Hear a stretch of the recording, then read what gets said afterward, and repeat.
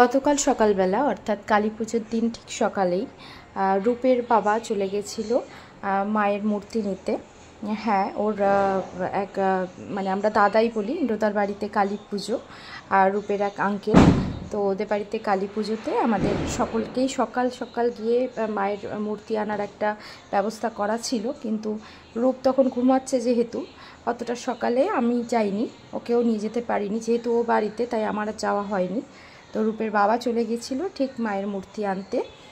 সবাই মিলে টোটো করে মায়ের মূর্তি আনার সমস্ত ব্যবস্থা নিয়ে সেখানে যায়, এবং এই যে এত সুন্দর সুন্দর মায়ের বিভিন্ন মূর্তি, এগুলো সুন্দর করে তুলে ধরে ভিডিওতে। পরে এই জন্যই আমি সবাইকে দেখাতে পাচ্ছি ভিডিওটায়। মায়ের মূর্তিগুলো সত্যি ভীষণ সুন্দর, আর এত মূর্তি এক জায়গায় সত্যি সবাইকে মনে হচ্ছে বাড়িতে নিয়ে চলে আসি। আর একটা রাতের আয়োজনে এত এত সুন্দরভাবে মাতৃপ্রতিমা তৈরি করা আর পরিশ্রম সবটাই করা মায়ের প্রতি শ্রদ্ধা আর অগাধ ভক্তি থেকে। আর মা চললেন বাড়ির পথে, আর আমাকে আর রূপকে নিয়ে সন্ধ্যায় ওর বাবা চলে গেছিলো আবার ইন্দ্রদার বাড়িতে, আর ওখানে রূপ গিয়ে খুব আনন্দ পেয়েছে। এখানে একটু গানের অনুষ্ঠানও হলো।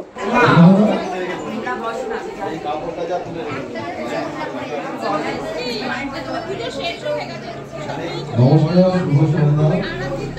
সকলকে জানাই শুভ কালী পুজো ও দীপাবলির আন্তরিক শুভেচ্ছা এবং অভিনন্দন। আপনারা জানেন আজকে আমরা এখানে কেন একত্রিত হয়েছি, ময়ূর কালচারাল সোসাইটি আয়োজিত আমাদের আজকের মায়ের আরাধনা আমরা বহু মানুষ এখানে আমরা আজকে একত্রিত হয়েছি, বহু শিল্পীরা আমাদের মাঝে রয়েছে। প্রত্যেকটি আন্তরিকভাবে কৃতজ্ঞতা জানাই আমাদের এই মাতৃ আরাধনায় আমাদের সঙ্গে সামিল হওয়ার জন্য।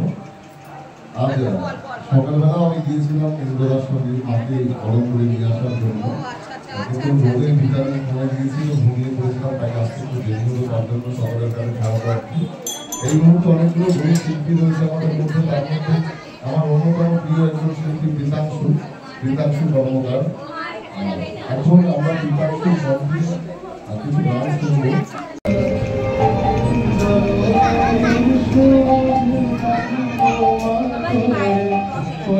ঠিক শুনতে পেয়েছে।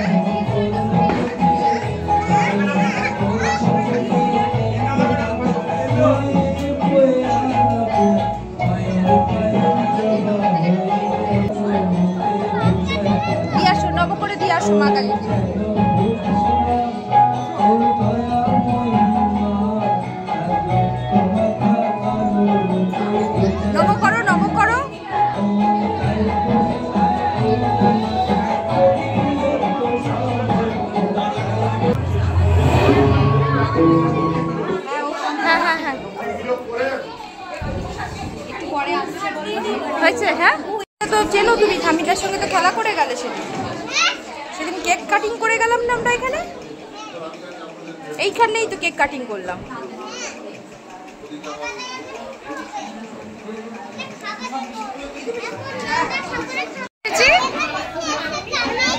কোথায় এসেছি বলো? হ্যাঁ, ও মা কালীর পুজোতে এসেছি। আচ্ছা,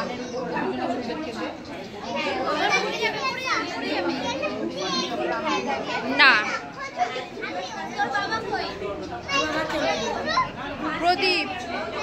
প্রদীপ জ্বালানো হয়েছে মা কালীর কাছে। হ্যাঁ, ওটা একটা দিদি ভাই,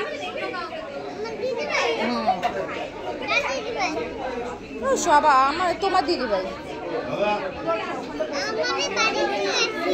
তাই?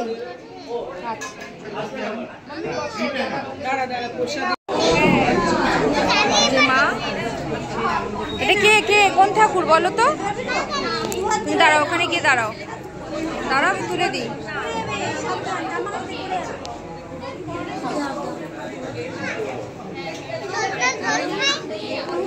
এই এই যে পুজো শেষে অনেকটা রাত্রে অনেক আনন্দ করে বাজি ফাটিয়ে অনেক বাজি টাজি ফাটানো হলো। তারপরে এই যে চললাম বাড়িতে গিয়ে পাশেই আবার পাশের অ্যাপার্টমেন্টে পুজো হচ্ছে, সেখানে গিয়ে রাত জাগা থাকবে।